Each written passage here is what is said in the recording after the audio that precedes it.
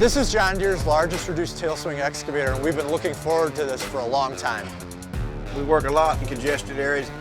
I've got vehicles sitting close, traffic, utilities overhead, buildings beside us, power poles beside us, trees.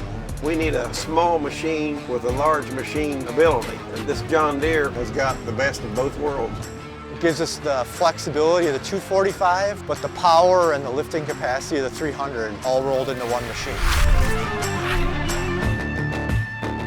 The greatest thing about the 345, it has 3 pumps. 3 pumps are dedicated for swing, arm, and your bucket movements. So you always have power whenever you need it. You can hear that other pump kick in that gives you more drive to the bucket or boom or whatever you need. As I'm curling, it doesn't seem to be hesitating. It seems to have real good flow to it.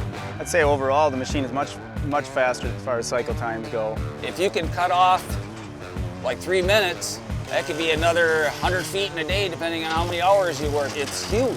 It's had no problems lifting the trench boxes, handled the manholes. Some of our manholes weigh as much as 25 to 30,000 pounds.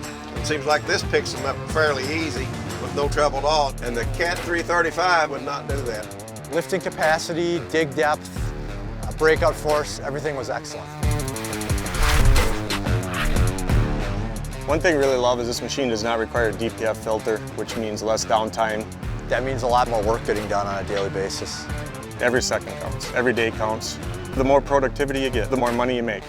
It's all about making money, and we need to keep the machine running. The beauty of the 345, it has the same undercarriage as John Deere's 350 traditional machine. So it's got a very similar feel to the 350. The thing that surprised me the most was the balance of the machine. I was able to put it all the way out and still have stability on it. It's got good lifting power over the front or the side. Usually with the machine, like an RTS, it doesn't balance that well when you're digging. They teeter a lot, and this machine just seemed to stay balanced the whole time.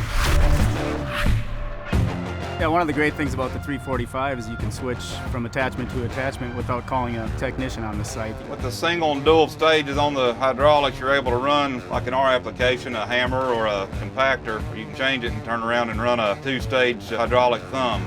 Instead of climbing off and using wrenches and changing the hydraulic hoses, you can do it all from the convenience of the cab, just to push a button. And the same attachments off of the 300 will work on here. The fact that it can use 300 size attachments definitely increases uptime and productivity. I can definitely tell operators were involved in the cab design on the 345. Even though it is a smaller machine, I don't feel cramped in it. It's real comfortable. It's got a large cab, the same thing as a 300 cab. It's basically got the full room of a traditional excavator cab, which is something I haven't seen before. Now the RTS is definitely a fine machine. I'd say the 345 definitely outperforms the other competitors on the market right now. Deere did not have a product in this weight class, and now they do. And as they're our favorite supplier, we're glad to see that. This will be a pretty versatile machine to have in the fleet.